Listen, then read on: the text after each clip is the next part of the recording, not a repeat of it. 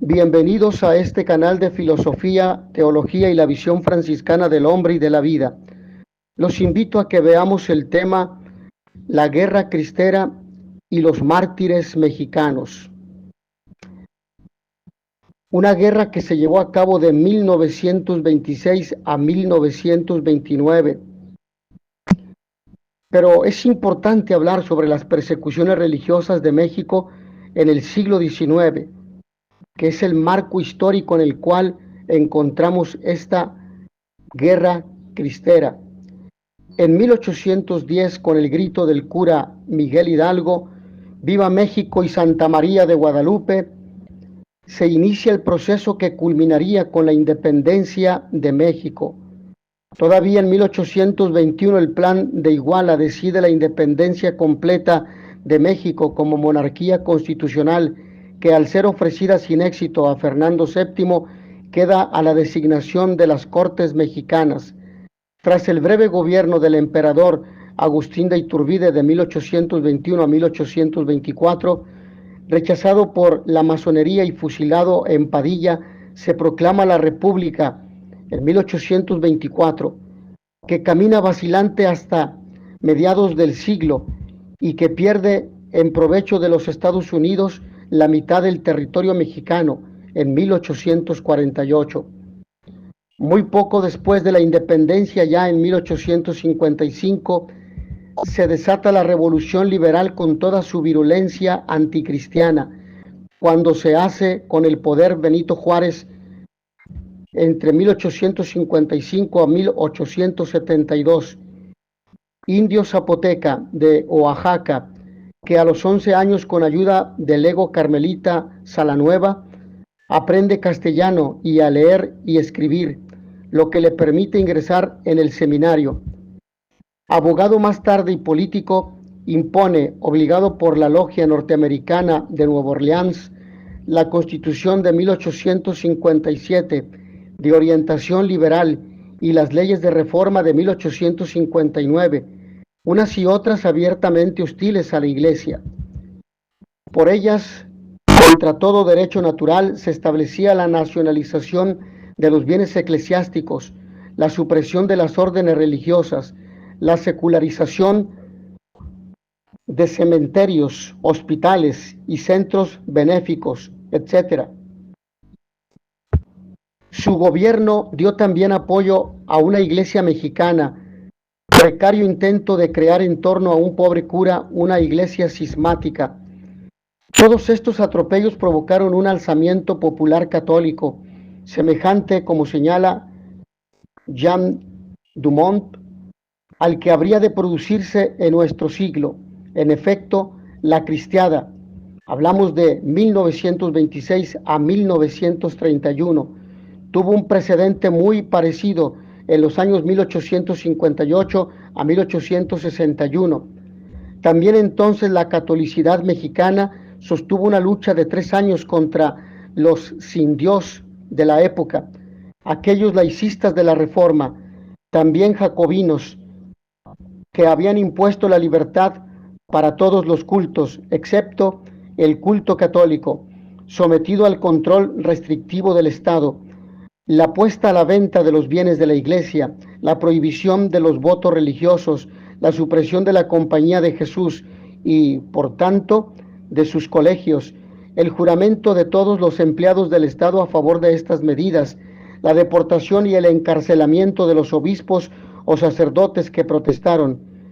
El Papa Pío IX condenó estas medidas, como Pío XI expresó su admiración por los cristeros.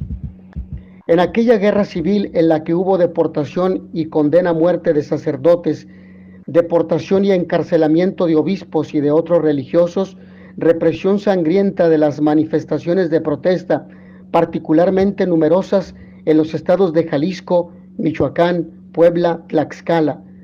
Hora de Dios en el Nuevo Mundo. El gobierno liberal prevaleció gracias a la ayuda de los Estados Unidos. La reforma liberal de Juárez no se caracterizó solamente por su sectarismo antirreligioso, sino también porque, junto a la desamortización de los bienes de la Iglesia, eliminó los ejidos comunales de los indígenas, Estas medidas no evitaron al Estado un grave colapso financiero, pero enriquecieron a la clase privilegiada, aumentando el latifundismo. Con todo eso, según el historiador mexicano Vasconcelos, también filósofo y político, Juárez y su reforma están condenados por nuestra historia, y él ha pasado, como otros, a la categoría de agentes del imperialismo anglosajón. Sobre esto último bastaría recordar las ofertas increíbles, vergonzosas del gobierno de Juárez a los Estados Unidos en los tratados de McLean Ocampo y Corwin Doblado, o en los convenios con los norteamericanos gestionados por el agente juarista José María Carvajal. El período de Juárez se vio interrumpido por un breve período en el que, por imposición de Napoleón III, ocupó el poder Maximiliano de Austria, de 1864 a 1867, fusilado en Querétaro poco más tarde. También en estos años la Iglesia fue sujeta a leyes vejatorias, y los masones le ofrecieron al emperador la presidencia del Supremo Consejo de las Logias, que él declinó, pero aceptó el título de protector de la orden y nombró representantes suyos a dos individuos que inmediatamente recibieron el grado 33. Esto lo podemos verificar en Acevedo en la Historia de México, en la página 292. A Juárez le sucedió con el poder Sebastián Lerdo de Tejada, de 1872 a 1876. Este, que había estudiado en el Seminario de Puebla, acentuó la persecución religiosa, llegando a expulsar hasta las Hermanas de la Caridad, a quienes el mismo Juárez respetó. No obstante, que de las 410 que había, 355 eran mexicanas, que atendían a cerca de 15,000 personas en sus hospitales, asilos y escuelas.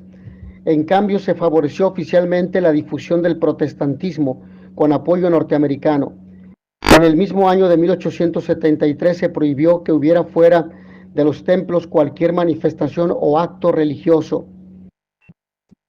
Todo esto provocó la guerra llamada de los religioneros de 1873 a 1876, un alzamiento armado católico, precedente también de los cristeros, nos dice Mayer, Jan Mayer, en el segundo tomo, en las páginas 31 al 43. La perduración de Juárez en el poder ocasionó entre los mismos liberales una oposición cada vez más fuerte. El general Porfirio Díaz, que era como Juárez de Oaxaca y antiguo seminarista, propugnando como ley suprema la no reelección del presidente de la República, Plan de la Noria 1871, Plan de Tuxtepec 1876, desencadenó una revolución que le llevó al gobierno de México durante casi 30 años. Fue reelegido 8 veces en una farsa de elecciones entre 1877 y 1910. En ese largo tiempo ejerció una dictadura de orden y progreso, muy favorable para los inversores extranjeros, petróleo, redes ferroviarias, sobre todo norteamericanos, y para los estratos nacionales más privilegiados. También en su tiempo aumentó el latifundismo y se mantuvieron injusticias sociales muy graves. Kenneth Turner, México bárbaro. Por lo demás, el liberalismo del porfiriato fue más tolerante con la Iglesia, aunque dejó vigentes las leyes persecutorias de la Reforma.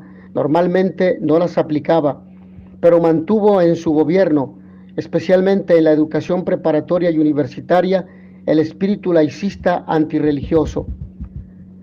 Las persecuciones de Carranza y Obregón de 1916 a 1920 y de 1920 a 1924.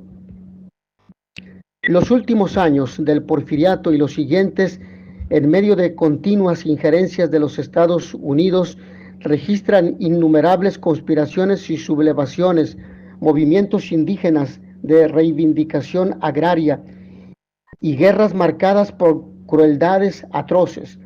La revolución liberal, que tan duramente perseguía a los católicos, iba devorando también uno tras otro a sus propios hijos.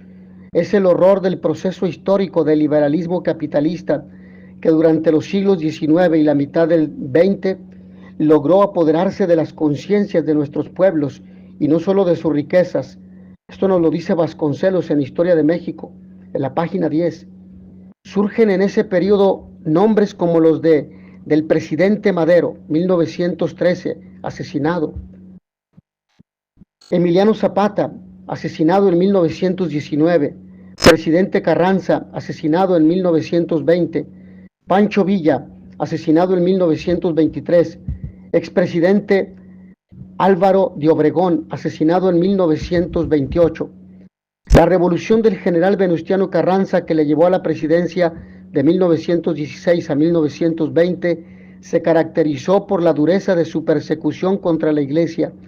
En el camino hacia el poder, sus tropas multiplicaban los incendios de templos, robos y violaciones, atropellos a sacerdotes y religiosas. Todavía hoy en México, carranciar significa robar, y un atropellador es un carrancista. Y ya en el poder, cuando los jefes militares quedaban como gobernadores de los estados liberados, dictaban contra la Iglesia leyes tiránicas y absurdas, que no hubiera misa más que los domingos y con determinadas condiciones, que no se celebraran misas de difuntos, que no se conservara el agua para los bautismos en las pilas bautismales, sino que se diera el bautismo con el agua que corre de las llaves, que no se administrara el sacramento de la penitencia, sino a los moribundos. Y entonces en voz alta y delante de un empleado del gobierno, López Beltrán nos lo dice en la página 35. La orientación anticristiana del Estado cristalizó finalmente en la Constitución de 1917, realizada en Querétaro por un Congreso Constituyente formado únicamente por representantes carrancistas. En efecto, en aquella Constitución esperpéntica del Estado liberal moderno, agravando las persecuciones ya iniciadas con Juárez en las leyes de reforma, establecía la educación laica obligatoria, el artículo 3, prohibía los votos y el establecimiento de órdenes religiosas, así como todo acto de culto fuera de los templos o de las casas particulares, y no solo perpetuaba la confiscación de los bienes de la Iglesia, sino que prohibía la existencia de colegios de inspiración religiosa, conventos, seminarios, obispados y casas curales. Artículo 27. Todas estas y otras muchas barbaridades semejantes se imponían en México sin que pestañease ningún liberal ortodoxo de Occidente. El gobierno del general Obregón de 1920 a 1924, nuevo presidente, llevó adelante el impulso perseguidor de la Constitución mexicana. Se puso una bomba frente al arzobispado de México. Se izaron banderas de la revolución bolchevique, lo más progresista en aquellos años, sobre las catedrales de México y Morelia. Un empleado de la Secretaría del presidente hizo estallar una bomba al pie del altar de la Virgen de Guadalupe, cuya imagen quedó ilesa. Fue expulsado Monseñor Philippe, delegado apostólico, por haber bendecido la primera piedra puesta en el Cerro del Cubilete para el monumento a Cristo Rey. La persecución de calles de 1924 a 1929. Después de la presidencia de Juárez de 1855 a 1872, México fue gobernado casi siempre, como hemos visto, por generales. General Porfirio Díaz, 1877 a 1910. General Huerta, 1913 a 1914. General Carranza, 1916 a 1920. General Álvaro Obregón, 1920 a 1924. Y ahora, en forma aún más brutal, va a ser gobernado por el general Plutarco Elías Calles, de 1924 a 1929. Reformando el Código Penal, la Ley de Calles de 1926 expulsa a los sacerdotes extranjeros, sanciona con multas y prisiones a quienes den enseñanza religiosa o establezcan escuelas primarias, o vistan como clérigo o religioso, o se reúnan de nuevo habiendo sido exclaustrados, o induzcan a la vida religiosa o realicen actos de culto fuera de los templos, repitiendo el truco de los tiempos de Juárez. También ahora desde una secretaría del gobierno callista se hace el ridículo intento de crear una iglesia cismática mexicana, esta vez en torno a un precario patriarca Pérez, que finalmente murió en comunión con la iglesia. Los gobernadores de los diversos estados rivalizan en celo persecutorio, y así el de Tabasco, General Garrido Canaval, un déspota corporativista al estilo mussoliniano, exige a los sacerdotes casarse si quieren ejercer su ministerio. Esto nos lo dice Mayer en el tomo 1, en la página 356. En Chiapas, una ley de prevención social contra locos, degenerados, toxicómanos, ebrios y vagos dispone podrían ser considerados malvivientes y sometidos a medidas de seguridad, tales como reclusión en sanatorios, prisiones, trabajos forzados, etc. Los mendigos, los sacerdotes que ejerzan sin autorización legal, las personas que celebren actos religiosos y en lugares públicos o enseñen dogmas religiosos a la niñez, los fabricantes y expendedores de fetiches y estampas religiosos, así como los expendedores de libros, folletos o cualquier impreso por los que se pretenda inculcar prejuicios religiosos, nos dice Rivero en la Historia de México, Rivero del Val, en la página 27. Pero viene la cesación del culto. El 31 de julio de 1926, los obispos mexicanos, en una enérgica carta pastoral emitida el 25 de julio de 1926, protestan unánimes manifestando su decisión de trabajar para que ese decreto y los artículos antirreligiosos de la Constitución sean reformados, y no cejaremos hasta verlo conseguido. El presidente Calles responde fríamente: nos hemos limitado a hacer cumplir las leyes que existen, una desde el tiempo de la Reforma, hace más de medio siglo, y otra desde 1917. Naturalmente que mi gobierno no piensa siquiera suavizar las reformas y adiciones al Código Penal. Era esta la tolerancia de los liberales frente al fanatismo de los católicos, entre comillas. Ellos pedían a los católicos solamente que obedecieran las leyes.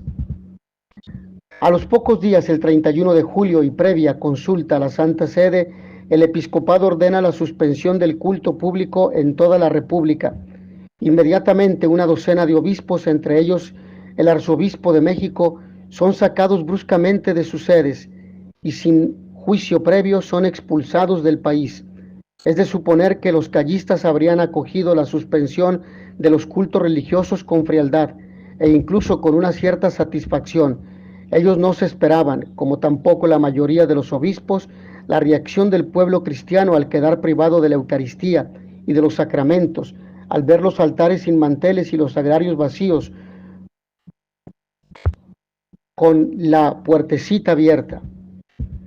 El cristero Cecilio Valtierra cuenta aquella experiencia con la elocuencia ingenua del pueblo. Se cerró el templo, el sagrario quedó desierto, quedó vacío, ya no está Dios ahí, se fue a ser huésped de quien gustaba darle posada, ya temiendo ser perjudicado por el gobierno. Ya no se oyó el teñir de las campanas que llaman al pecador a que vaya a hacer oración. Solo nos quedaba un consuelo, que estaba la puerta del templo abierta y los fieles por la tarde iban a rezar el rosario y a llorar sus culpas. El pueblo estaba de luto, se acabó la alegría, ya no había bienestar ni tranquilidad. El corazón se sentía oprimido y, para completar todo esto, prohibió el gobierno la reunión en la calle, como suele suceder, que separa una persona con otra, pues esto era un delito grave, nos dice Mayer, Jean Mayer, en el tomo 1, página 96. Alzamiento de los cristeros. Esto se va a suscitar en agosto de 1926. Ya a mediados de agosto, con ocasión del asesinato del cura de Chalchihuites y de 3 seglares católicos con él. Siempre fue el problema para los primer foco de movimiento armado y enseguida en Jalisco en realidad no tenían otra fuente de municiones que el ejército, al cual donde el 29 de agosto el pueblo alzaban. Nos dice Mayer, el pueblo alzado da el grito de en la página 210. Viva Cristo Rey. Arandas, un pueblo de agosto y diciembre de 1926, Hernández acudían 69 levantamientos armados, nuevos espontáneos, aislados, algunos armándose en Jalisco, Guanajuato, Guerrero, Michoacán y Zacatecas. Y por los ranchos donde sabían que había armas, aquellos a quienes el gobierno por burla llamaba cristeros, de verla daba pena. No tenían armas unos a los comienzos, a más de traer malas armas, traían unas garras, mejor caso unas escopetas, pero pronto desgarrados fueron consiguiendo de los soldados todos remendados, los cuales iban en pelo de sus las caballos y ataques. Algunos no traían ni freno, otros nada más a pie. Nos dice Mayer, Jan Mayer, en el tomo 1, página 133. Al frente del movimiento, para darle unidad de plan y de acción, se puso la Liga Nacional Defensora de la Libertad Religiosa, fundada en marzo de 1925, con el fin que su nombre expresara y que se había extendido en poco tiempo por toda la República. El alzamiento viene expresado así en la carta de un cristero campesino, como lo eran casi todos, Francisco Campos, de Santiago Vallacora, en Durango. El 31 de julio de 1926, unos hombres hicieron porque Dios nuestro Señor se ausentara de sus templos, de sus altares, de los hogares de los católicos, pero otros hombres hicieron que volviera otra vez. Esos hombres no vieron que el gobierno tenía muchísimos soldados, muchísimo armamento, muchísimo dinero para hacerles la guerra. Eso no vieron ellos. Lo que vieron fue defender a su Dios, a su religión, a su madre, que es la Santa Iglesia. Eso es lo que vieron ellos. A esos hombres no les importó dejar sus casas, sus padres, sus hijos, sus esposas y lo que tenían. Se fueron a los campos de batalla a buscar a Dios nuestro Señor. Los arroyos, las montañas, los montes, las colinas son testigos de que aquellos hombres le hablaron a Dios nuestro Señor con el santo nombre de Viva Cristo Rey, viva la Santísima Virgen de Guadalupe, viva México. Los mismos lugares son testigos de que aquellos hombres regaron el suelo con su sangre y no contentos con eso, dieron sus mismas vidas porque Dios nuestro Señor volviera otra vez. Y viendo Dios nuestro Señor que aquellos hombres de veras lo buscaban, se dignó venir otra vez a sus templos, a sus altares, a los hogares de los católicos, como lo estamos viendo ahorita, y encargó a los jóvenes de ahora que si en lo futuro se llega a ofrecer otra vez, que no olviden el ejemplo que nos dejaron nuestros antepasados. Esto lo retoma Jan Mayer en el tomo 1 en la página 93 de su obra. Las aprobaciones eclesiales de la lucha armada. Pero antes de hacer la crónica de esta guerra martirial, hemos de detenernos a analizar con cuidado, pues la cuestión es muy grave. La actitud de la jerarquía eclesial contemporánea hacia los cristeros. Prestemos atención a las fechas. 18 de octubre de 1926, en Roma, el Papa Pío XI recibe una comisión de obispos mexicanos que le informa de la situación de persecución y de resistencia armada. Pocos días después, habiéndose planteado al cardenal Gasparri la cuestión de si los prelados podían disponer de los bienes de la Iglesia para la defensa armada, contesta el secretario de Estado de su Santidad: si fuera obispo mexicano vendería sus alhajas para el caso. Esto lo dice Rius en la página 138. El 18 de noviembre de 1926, un mes más tarde, publica el Papa su encíclica Iniquis Afflictisque, en la que denuncia los atropellos sufridos por la Iglesia de México. Ya casi no queda libertad ninguna a la Iglesia en México, y el ejercicio del ministerio sagrado se ve de tal manera impedido que se castiga como si fuera un delito capital, con penas severísimas. El Papa alaba con entusiasmo la Liga Nacional Defensora de la Libertad Religiosa, extendida por toda la República, donde sus socios trabajan concorde y asiduamente con el fin de ordenar e instruir a todos los católicos para oponer a los adversarios un frente único y solidísimo, y se conmueve ante el heroísmo de los católicos mexicanos. Algunos de estos adolescentes, de estos jóvenes, ¿cómo contener las lágrimas al pensarlo? Se han lanzado a la guerra con el rosario en la mano, al grito de ¡Viva Cristo Rey! Inenarrable espectáculo que se ofrece al mundo, a los ángeles y a los hombres. El 30 de noviembre de 1926, los dirigentes de la Liga Nacional, antes de asumir a fondo la dirección del movimiento cristero, quisieron asegurarse del apoyo del episcopado y para ello dirigieron a los obispos un memorial en el que solicitaban, primer aspecto, una acción negativa que consista en no condenar el movimiento. Segundo, una acción positiva que consista en sostener la unidad de acción con la conformidad de un mismo plan y un mismo caudillo. Formar la conciencia colectiva en el sentido de que se trata de una acción lícita, laudable, meritoria, de legítima defensa armada. Habilitar canónicamente vicarios castrenses, urgir y patrocinar una cuestación desarrollada enérgicamente cerca de los ricos católicos para que suministren fondos que se destinen a la lucha y que, siquiera una vez en la vida, comprendan la obligación en que están de contribuir. El 30 de noviembre, los jefes de la Liga son recibidos por Monseñor Ruiz y Flores y por Monseñor Díaz y Barreto. El primero les comunica jovialmente que, como de costumbre, se salieron con la suya, que estudiadas las propuestas por los obispos reunidos en la comisión, los diversos puntos del memorial habían sido aprobados por unanimidad, menos los dos últimos, el de los vicarios castrenses y el de los ricos, no convenientes o irrealizables.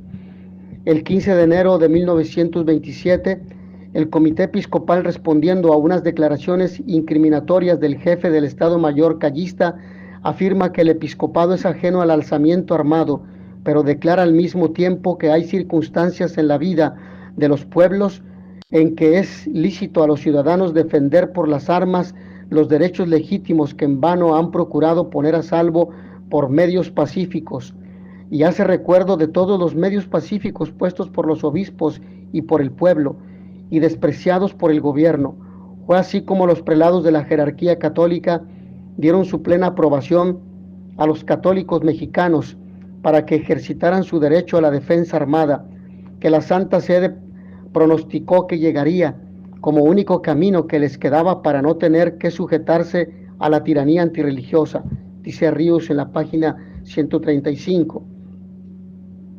El 16 de enero de 1927, a comienzos de 1927, sin embargo, llegan a Roma noticias de prensa en las que se comunica que Monseñor Pascual Díaz y Barreto, jesuita, obispo de Tabasco, que había sido desterrado de México, en diversas declaraciones hechas en el exilio se muestra reservado sobre los cristeros.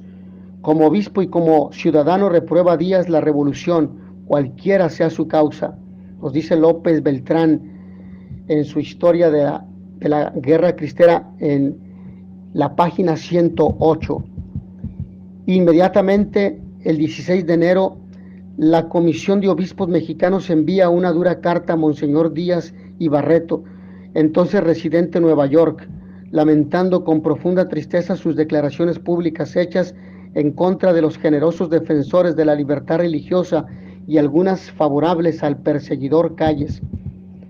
Los combatientes dan la sangre y la vida por cumplir un santo deber, el de conquistar la libertad de la Iglesia.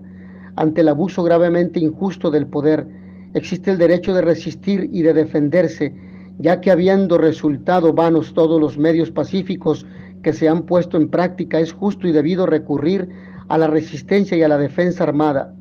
Le recuerdan también los obispos que este es el sentir de la mayoría de nuestros hermanos obispos de México y también el de los padres de la compañía, no solo en México, sino en Europa y especialmente en Roma. A propósito, le citan las declaraciones hechas unos días antes, el 3 de febrero de 1927, por el famoso moralista de la Gregoriana, padre Bermerch, jesuita. Hacen muy mal aquellos que, creyendo defender la doctrina cristiana, desaprueban los movimientos armados de los católicos mexicanos. Para la defensa de la moral cristiana no es necesario acudir a falsas doctrinas pacifistas. Los católicos mexicanos están usando un derecho y cumpliendo un deber. Poco después llega un cablegrama con la contestación de Monseñor Díaz y Barreto. Autorizo, honorable comisión, negar aquello que se asegura dicho por mí. Contrario a lo determinado, todos nosotros, aprobado, bendita Santa Sede. Autorizo, honorable comisión, publicar este cable sin inconveniente, nos dice López Beltrán en su libro de las páginas 109 a 111. Ahí se puede confrontar. 28 de febrero de 1927, en Roma, el presidente de la Comisión de Obispos Mexicanos declara a la prensa: ¿hacen bien o mal los católicos recurriendo a las armas? Hasta ahora no habíamos querido hablar por no precipitar los acontecimientos, mas una vez que Calles mismo empuja a los ciudadanos a la defensa armada, debemos decir que los católicos de México, como todo ser humano, gozan en toda su amplitud del derecho natural e inalienable de legítima defensa. Página 107, del mismo autor ya mencionado. Pío XI bendice el grito «Viva Cristo Rey». El 17 de mayo de 1927, unos años antes de los sucesos que nos ocupan, en 1914, San Pío X, a petición de los obispos mexicanos, había autorizado como un proyecto para nos indeciblemente grato consagrar a Cristo Rey la República de México y poner corona real en las imágenes del Sagrado Corazón de Jesús, colocando también cetro en su mano para significar así su realeza. La consagración de México a Cristo Rey, cosa al parecer imposible a semejanza de la realidad o de la realizada por García Moreno en el Ecuador en 1873, pudo sin embargo realizarse aprovechando la venida del general Victoriano Huerta y la venia del general Victoriano Huerta, presidente de 1913 a 1914, en ese primer momento. Indio puro de Jalisco que por rara circunstancia era católico y no masón, sino odiado y calumniado por las logias. Fue entonces el 6 de enero de 1914, durante el solemnísimo acto realizado en la catedral en presencia de todas las primeras autoridades religiosas y civiles de la nación, cuando por primera vez en México el pueblo cristiano alzó el grito de «Viva Cristo Rey». Pues bien, a los comienzos de la cristiada, con fecha del 17 de mayo de 1927, se da traslado a los obispos mexicanos de algunas respuestas y licencias llegadas de México, y en el documento se lee otro rescripto que se ha recibido: concede a los que están en México indulgencia plenaria in articulo mortis, es decir, en peligro de muerte, si confesados y comulgados, o por lo menos contritos, es decir, arrepentidos, pronuncien con los labios o cuando menos con el corazón la jaculatoria «Viva Cristo Rey», aceptando la muerte como enviada por el Señor en castigo de nuestras culpas. Jan Mayer niega la existencia de este insólito documento en el tomo 2, de las páginas 344 a la 345, pero posteriormente López Beltrán ha reproducido su fotografía en la obra ya citada en la página 73 de su libro. El 2 de octubre de 1927, el cardenal Gasparri, secretario de Estado, en unas declaraciones al Time New York, o dicho de otra manera, The New York Times, el 2 de octubre de 1927, cuenta los horrores de la persecución sufrida en México por la Iglesia, es decir, la persecución que la Iglesia en México sufre, y denuncia el silencio de las naciones al tolerar tan salvaje persecución en pleno siglo XX. Reservas sobre el movimiento armado. A medida que pasaban los meses, las reticencias de la Iglesia para apoyar a los cristeros iban creciendo. también en Roma. Recordemos que la doctrina tradicional de la Iglesia reconoce la licitud de la rebelión armada contra las autoridades civiles con ciertas condiciones. Primera, causa muy grave. Segunda, agotamiento de los medios pacíficos. Tercera, que la violencia empleada no produzca mayores males que los que pretende remediar. Cuarta, que haya probabilidad de éxito. Del Papa Pío XI, en el documento Firmissimam Constantiam de 1937, que se encuentra en el Désinger 3775 al 3776. Pues bien, la persecución de calles daba claramente las dos primeras condiciones, pero algunos obispos tenían dudas sobre si se daba la tercera, pues pasaba largo tiempo en que el pueblo se veía sin sacramentos ni sacerdotes, y la guerra producía más y más muertes y violencias, y aún eran más numerosos los que creían muy improbablemente la victoria de los cristeros. No faltaron incluso algunos pocos obispos que llegaron a amenazar con la excomunión a quienes se fueran con los cristeros o los ayudaran. Aprobaron la rebelión armada los obispos Manríquez y Zárate, González y Valencia, Lara y Torres, Mora y del Río, y estuvieron muy cerca de los cristeros el obispo de Colima, Velasco, y el arzobispo de Guadalajara, Orozco y Jiménez, quienes con grave riesgo permanecieron ocultos en sus diócesis, asistiendo a su pueblo. La reprobaron en mayor o menor medida otros tantos, entre los cuales Ruiz y Flores y Pascual Díaz, que siempre vio la cristiada como un sacrificio estéril, condenado al fracaso, y los más permanecieron indecisos. Pues bien, siendo discutibles las condiciones tercera y cuarta, ha de evitarse todo juicio histórico cruel, que reparta entre aquellos obispos los calificativos de fieles o infieles, valientes o cobardes. En todo caso, es evidente que la falta de un apoyo más claro de sus obispos fue siempre para los cristeros el mayor sufrimiento. El 18 de enero de 1928, por fin a mediados de diciembre de 1927, el arzobispo Pietro Fumasoni Biondi, delegado apostólico en los Estados Unidos y encargado de negocios de la delegación apostólica en México, transmite a Monseñor Díaz y Barreto, secretario del Comité Episcopal, a quien el mismo Monseñor Fumasoni había nombrado intermediario oficial entre él y los obispos mexicanos, la disposición del Papa, según la cual deben los obispos no solo abstenerse de apoyar la acción armada, sino también deben permanecer fuera y sobre todo partido político. Norma que Monseñor Díaz comunicó a todos los prelados el 18 de enero de 1928. Esto nos lo refiere Jan Mayer en el tomo 1, en la página 18, y López Beltrán en la página 108 y también en las páginas de las 150 a las 152. Se echaron al campo para buscar a Dios. Agosto de 1926, muchos campesinos de la zona central de México, sobre todo, se echan al monte como Francisco Campos a buscar a Dios nuestro Señor. En Cocula, Jalisco, desde el 1 de agosto, la iglesia estaba custodiada permanentemente por 100 mujeres en el interior y 150 hombres en el atrio y en el campanario de noche y de día.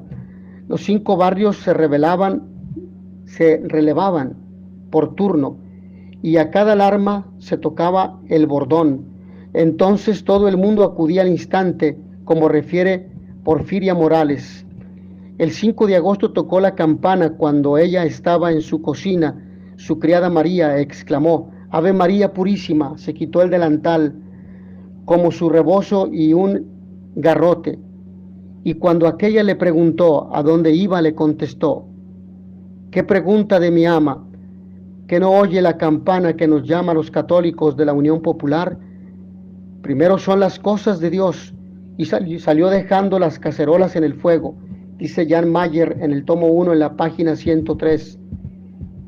No podrá encarecerse suficientemente el valor de las mujeres católicas mexicanas en la cristiada, repartiendo propaganda, llevando avisos, acogiendo prófugos o cuidando heridos, ayudando clandestinamente al aprovisionamiento de alimentos y armas. Las brigadas femeninas de Santa Juana de Arco, las brigadas bonitas, escribieron historias de leyenda, pero en fin, la guerra es cosa de hombres y a ella se fueron campesinos recios. Ezequiel Mendoza Barragán, un ranchero de Cualcomán en Michoacán, cuya voz patriarcal hemos de escuchar en otras ocasiones, lo cuenta así: centenares de personas firmamos los papeles, se enviaron a Calles y a sus secuaces, pero todo fue inútil. Los Calles se creyeron muy grandotes y más nos apretaron, matando gente y confiscando bienes particulares de los católicos. Yo, ignorante pero con brío, al saber los nuevos procedimientos de tal gobierno, me exalté y quise tapar el sol con un dedo. Así eran mis sentimientos. Me fui a conquistar gente armada y dispuesta a la guerra en defensa de la libertad de Dios y de los prójimos. Y hasta aquí vamos a dejar esta parte interesante sobre la guerra cristera y los mártires mexicanos. Agradezco a todos ustedes su amable atención. Nos vemos en la siguiente sesión. Y notitia veritatis proficere, pax et bonum. Viva Cristo Rey y Santa María de Guadalupe.